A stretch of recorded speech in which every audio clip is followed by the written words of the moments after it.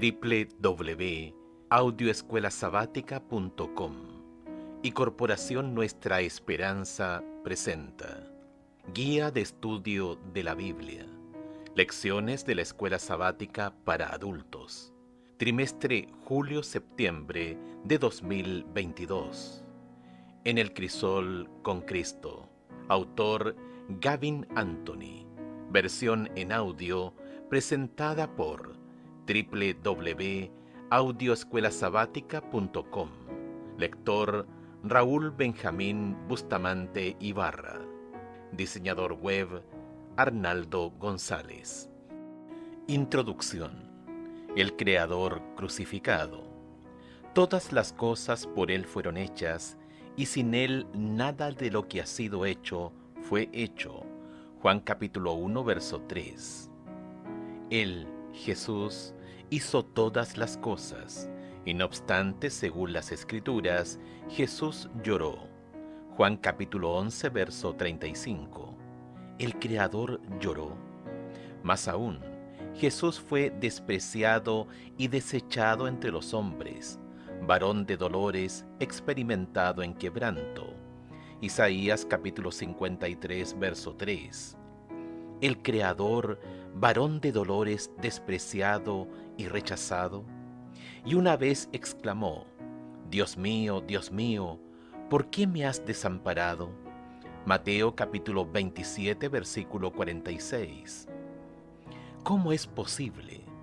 Porque Jesús, nuestro Creador, también fue nuestro Redentor, y como tal fue el Dios crucificado, el Creador que asumió la humanidad, y en esa condición humana sufrió una vida de privaciones y trabajo duro, y terminó ajusticiado en una cruz romana.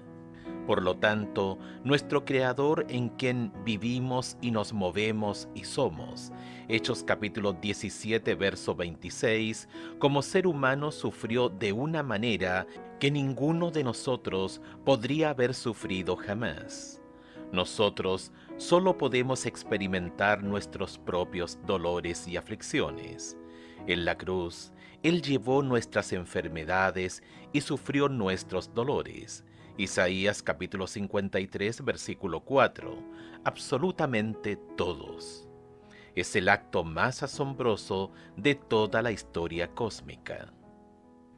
Con ese trasfondo, el del Dios crucificado que vela sobre nosotros, durante los próximos meses, buscaremos entender mejor lo incomprensible, nuestro propio sufrimiento, el sufrimiento de los cristianos, de aquellos que han entregado su vida a Cristo.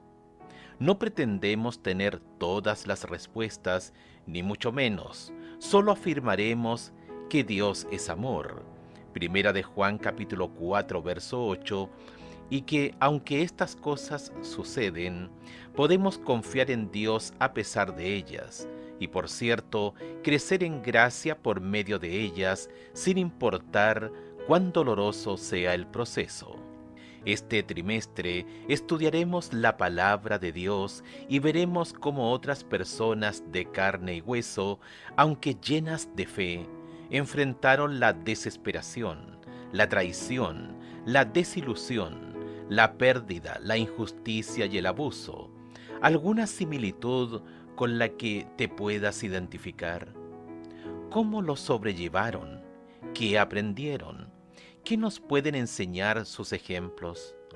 Al observar a estas personas, sus experiencias, sus luchas y sus pruebas de fe, que pueden parecerse mucho a las nuestras, siempre debemos verlas contrastadas con el trasfondo de la cruz. Siempre debemos recordar que, independientemente de lo que alguien enfrente, Jesucristo, nuestro Creador y Redentor, pasó por cosas peores. Nuestro Dios es un Dios sufriente. Incluso Albert Camus, a quien difícilmente podríamos definir como cristiano, comprendía algunas de las implicaciones de la cruz y los sufrimientos de Dios allí. La noche en el Gólgota es sumamente importante en la historia del hombre, solo porque a su sombra la deidad abandonó sus privilegios tradicionales y bebió hasta la última gota, incluyendo la desesperación, la agonía de la muerte. A Camus de Rebel, página 33, o como lo expresó Elena de White.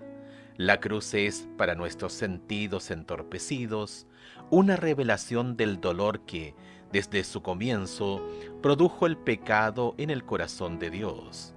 La Educación, página 263.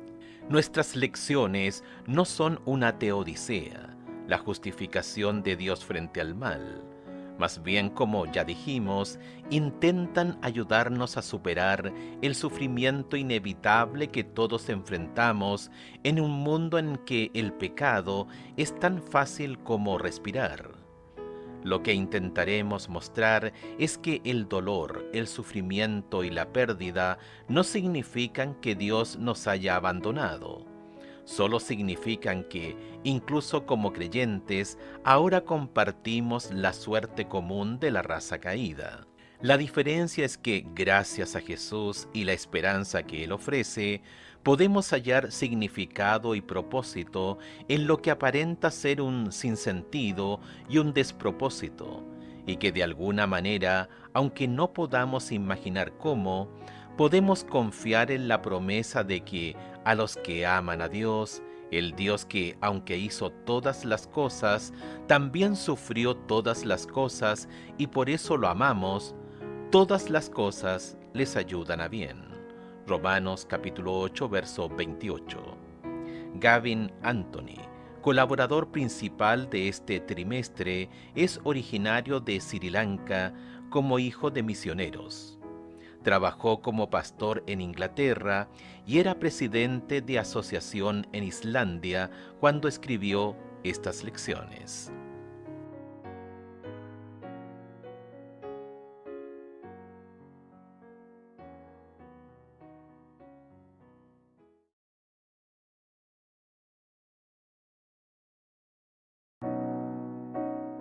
Audioescuelasabática.com.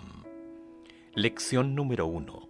Para el 2 de julio de 2022. El crisol del pastor. Sábado 25 de junio. Para memorizar. Confortará mi alma, me guiará por sendas de justicia, por amor de su nombre. Salmos 23:3. Sophie se recostó contra la puerta de su cuarto y se dejó caer hasta el suelo. Se le llenaron los ojos de lágrimas y de un momento a otro estaba sollozando. ¿Cómo pudo hacerme esto? ¿Cómo? Sophie acababa de recibir una noticia que le rompió el corazón. Alguien que pensaba que era su amigo, alguien a quien respetaba y en quien confiaba. Estaba esparciendo chismes horribles sobre ella para arruinar su reputación y el trabajo que había estado haciendo. Tomó su Biblia de la cama y de repente se puso a leer algunas palabras muy conocidas. Confortará mi alma, me guiará por sendas de justicia por amor de su nombre. Aunque ande en valle de sombra de muerte, no temeré mal alguno, porque tú estarás conmigo. Tu vara y tu cayado me infundirán aliento. Salmos 23, 3 y 4. Claro que esto no es posible, soltó de golpe, pero la lógica parecía ineludible. El pastor del Salmo guiaba sus ovejas por sendas de justicia, pero estas mismas sendas también parecían serpentear hacia el valle de sombra y de muerte. ¿Podría ser que Dios usara incluso esta dolorosa traición de un amigo, este valle oscuro, para instruirla en justicia? Un vistazo a la semana. ¿En qué momentos creciste más espiritualmente? ¿En los momentos fáciles o en los momentos más difíciles?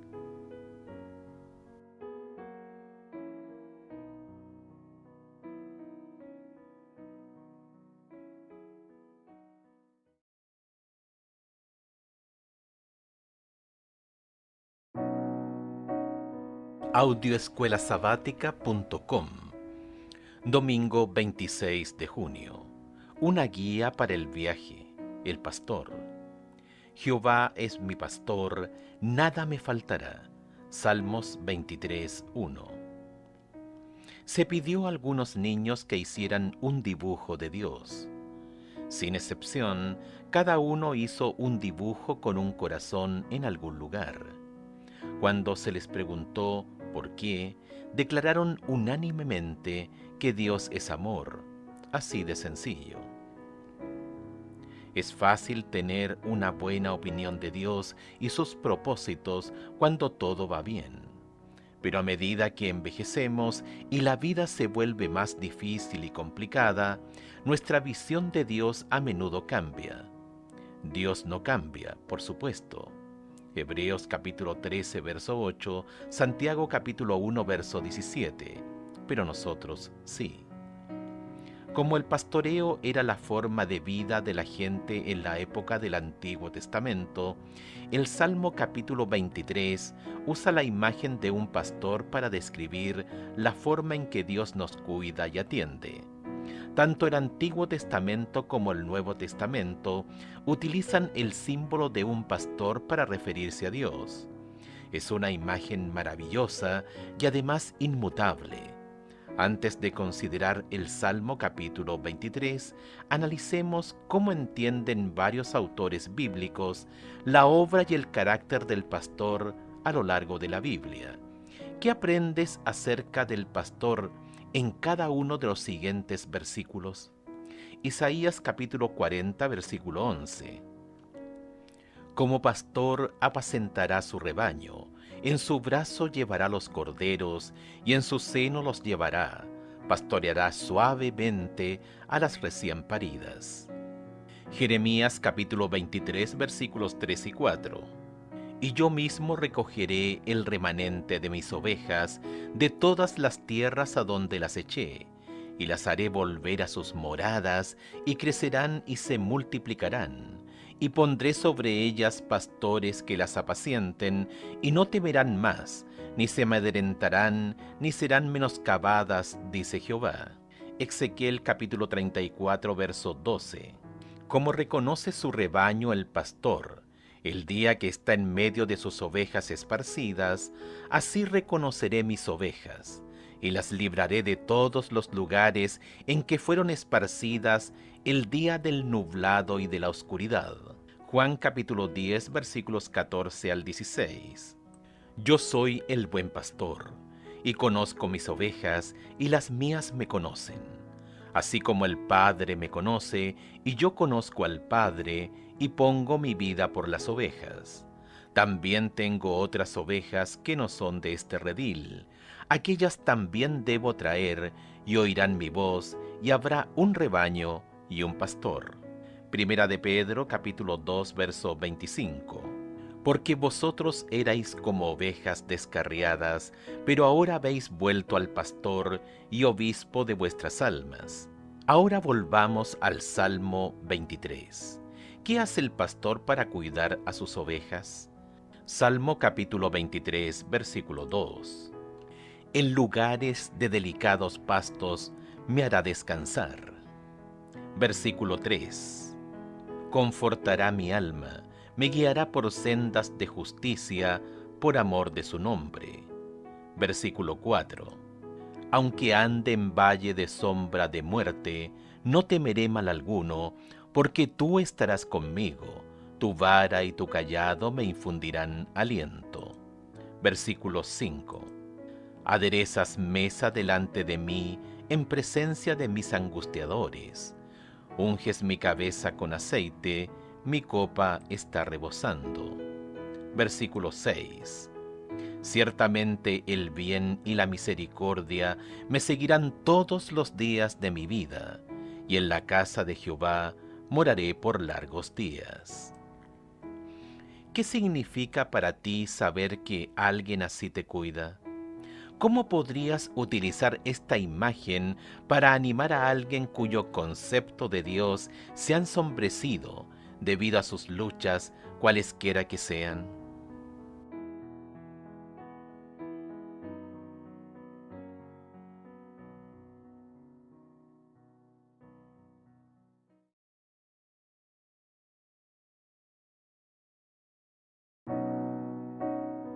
Audioescuelasabática.com.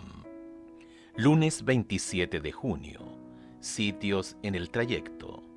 Me guiará por sendas de justicia por amor de su nombre. Salmos capítulo 23, verso 3. Imagina que las sendas de justicia, Salmos capítulo 23, verso 3, se extienden delante de ti a la distancia. No puedes ver su conclusión, pero sabes que al final del viaje está el hogar, la casa de Dios. Al enfocarlos un poco más cerca de ti, ¿ves a dónde conducen los caminos? Puedes ver algunos lugares con claridad, pero otras partes están totalmente obstruidas por obstáculos grandes o peligrosos. A veces el camino desaparece sobre una cresta. Algunas veces partes del camino son fáciles de recorrer, otras son difíciles. Así era cuando Israel viajó de Egipto a la tierra prometida, y este salmo lo describe de la misma manera. Identifica en el Salmo 23 los lugares por los que David ve pasar a las ovejas cuando siguen las sendas de justicia mientras se dirigen a la casa de Jehová. Jehová es mi pastor, nada me faltará. En lugares de delicados pastos me hará descansar. Junto a aguas de reposo me pastoreará. Confortará mi alma. Me guiará por sendas de justicia por amor de su nombre. Aunque ande en valle de sombra de muerte, no temeré mal alguno, porque tú estarás conmigo, tu vara y tu cayado me infundirán aliento. Aderezas mesa delante de mí en presencia de mis angustiadores.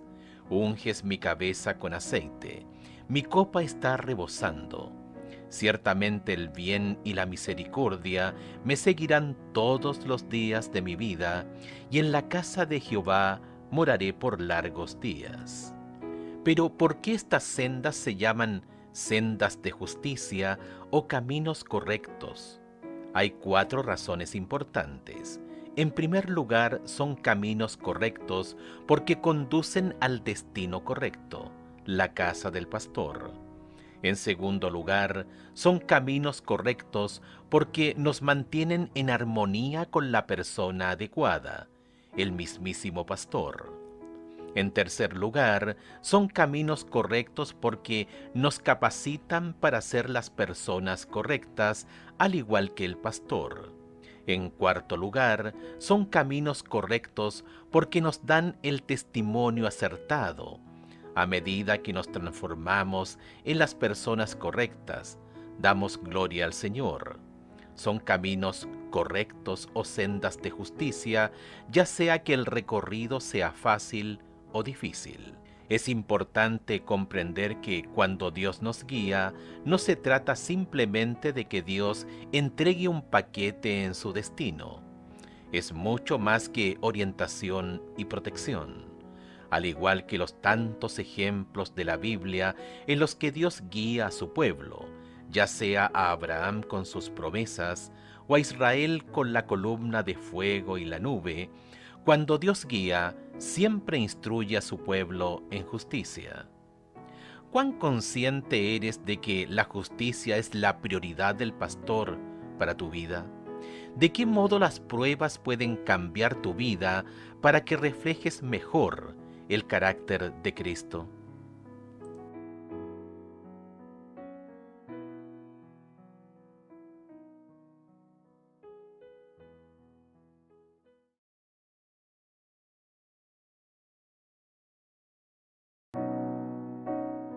Audioescuelasabática.com. Martes 28 de junio. Desvío inesperado. 1. El valle. Aunque ande en valle de sombra y de muerte, no temeré mal alguno, porque tú estarás conmigo. Tu vara y tu cayado me infundirán aliento. Salmos capítulo 23, versículo 4. Sería bueno que las sendas de justicia pasaran solo por las orillas cubiertas de hierba de los frescos arroyos. Pero no es así como las pinta David. Estas sendas también pasan por el valle de sombra de muerte un lugar que no tenemos muchas ganas de visitar. En ciertas épocas del año, los wadis y los barrancos que se encuentran en Israel son propensos a inundaciones repentinas que podrían llegar inesperadamente y resultar abrumadoras. Estos lugares también son particularmente estrechos, con laderas empinadas que bloquean la luz. Por lo tanto, la sombra de muerte representa una sombra muy profunda o una densa oscuridad. Piensa en las veces que has estado en tu propio valle de sombra de muerte. ¿Qué sentiste? ¿Tuviste miedo aunque sabías que el pastor estaba allí? ¿Qué versículos bíblicos apreciaste más en ese momento y por qué? ¿Por qué crees que las ovejas terminaron en el valle? ¿Piensas que las ovejas llegaron allí solas o que el pastor guió a las ovejas por ese camino? Justifica tu respuesta. Elizabeth Elliot escribe: un cordero que se encuentra en el valle de sombra de muerte podría llegar a la conclusión de que lo guiaron falsamente. Era necesario que él atravesara esa oscuridad para aprender a no temer. El pastor todavía está con él. E. Eliot, Quest of Love, página 218. ¿Alguna vez sentiste que te guiaron falsamente al valle? ¿Cómo respondiste a Dios durante esos momentos? ¿Por qué crees que el pastor estaría dispuesto a asumir el riesgo de ser malinterpretado al permitirnos entrar en un valle oscuro?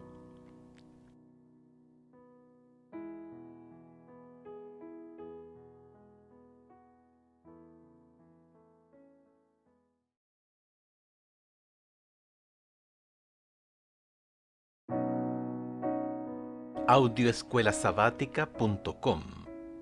Miércoles 29 de junio. Desvío inesperado 2. La mesa preparada. Aderezas mesa delante de mí en presencia de mis angustiadores.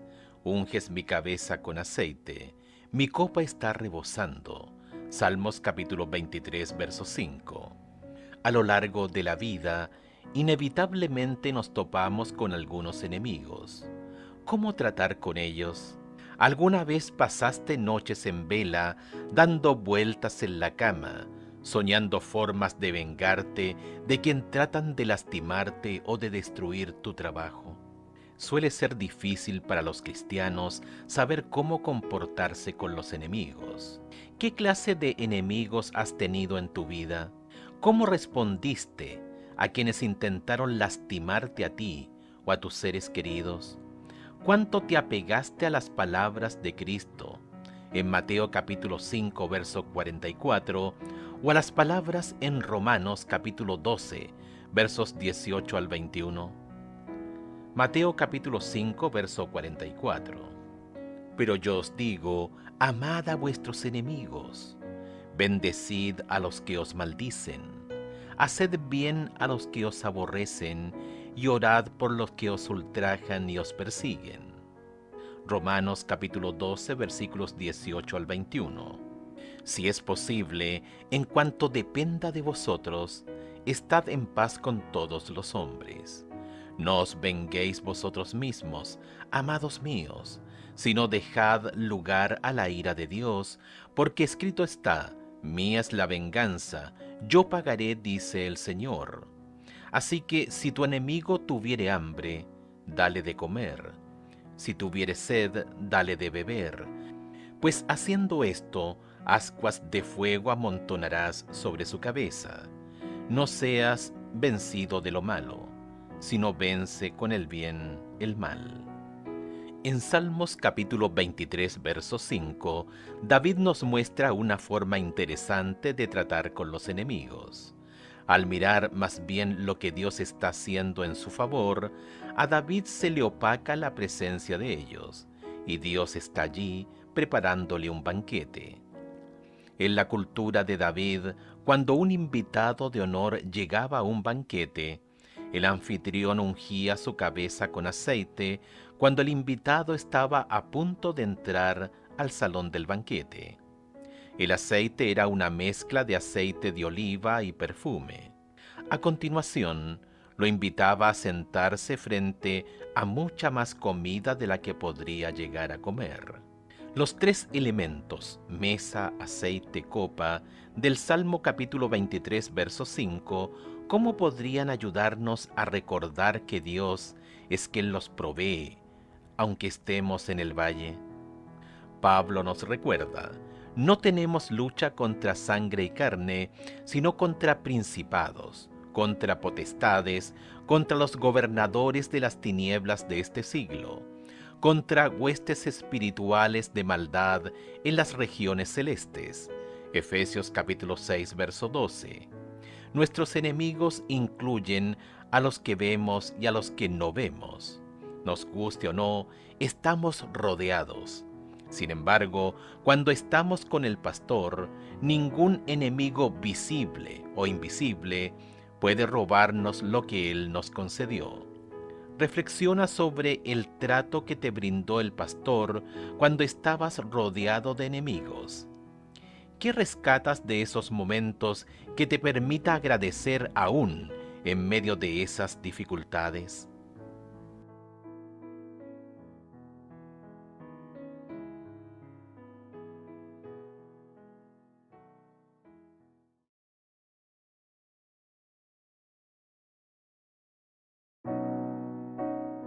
Audioescuelasabática.com. Jueves 30 de junio. Una promesa segura para el viaje. Ciertamente el bien y la misericordia me seguirán todos los días de mi vida, y en la casa de Jehová moraré por largos días. Salmos capítulo 23, verso 6. Cuando estamos en el valle o rodeados de enemigos, a veces es tentador creer que nos han dejado solos. En ocasiones sentimos que Dios no está haciendo mucho. Razonamos que si nos hubiese ayudado, no estaríamos en esa situación. Pero David obviamente no lo ve así. A pesar de sus pruebas, ¿qué dos cosas menciona David en Salmos 23:6 de las que está seguro? Comparar con Efesios capítulo 1 verso 4, Segunda de Pedro capítulo 1 verso 10 y Hebreos capítulo 11 versos 13 al 15. Efesios capítulo 1 verso 4. Según nos escogió en Él antes de la fundación del mundo, para que fuésemos santos y sin mancha delante de Él. Segunda de Pedro capítulo 1 verso 10. Por lo cual, hermanos, tanto más procurad hacer firme vuestra vocación y elección, porque haciendo estas cosas no caeréis jamás. Hebreos capítulo 11 versos 13 al 15. Conforme a la fe murieron todos estos sin haber recibido lo prometido, sino mirándolo de lejos, y creyéndolo, y saludándolo, y confesando que eran extranjeros y peregrinos sobre la tierra. Porque los que esto dicen claramente dan a entender que buscan una patria. Pero si hubiesen estado pensando en aquella de donde salieron, ciertamente tenían tiempo de volver. Algunas traducciones rinden que la bondad y el amor inagotables, el compromiso del pacto de Dios, me seguirán todos los días de mi vida. Sin embargo, el verbo original es mucho más fuerte, y el versículo debería decir que la bondad y el amor inagotables me perseguirán todos los días de mi vida. De hecho, es el mismo verbo hebreo que se usa en los versículos como Génesis capítulo 14, verso 14, Josué capítulo 10, verso 19, y Primera de Samuel capítulo 25, verso 29, donde la idea de persecución es muy clara. ¿Qué idea viene a tu mente si imaginas que la bondad y el amor inagotables te persiguen? ¿Qué crees que David quiso decirnos acerca de Dios al describir su cuidado por nosotros de esta manera? No importa cuán profundo sea el valle o cuán persistentes sean los enemigos, la certeza de la bondad y el amor inagotables de Dios y la seguridad de su dirección hasta el final de nuestro viaje son incuestionables. Si estos pensamientos pudieron sostener a Jesús hasta el Calvario, nosotros también deberíamos sentirnos animados. No obstante, hay momentos en los que aquellos a quienes cuidamos están llenos de interrogantes. Como David, la mejor manera de abordar estas preocupaciones a menudo no es con una descripción teológica de lo que Dios puede hacer. Más bien, como nos muestra David en Salmos 23:6, es mediante una afirmación, el compartir una convicción personal de la verdad acerca de nuestro Dios. Según tu conocimiento de Dios, ¿qué evidencias pueden ilustrar la certeza de que su bondad y su amor inagotables nos persiguen? ¿Qué evidencias podrías añadir de la Biblia? ¿Cómo podrías compartir esto con quienes quizás estén cuestionando la certeza del cuidado de Dios? ¿En qué sentido la cruz es el mayor ejemplo de esta persecución?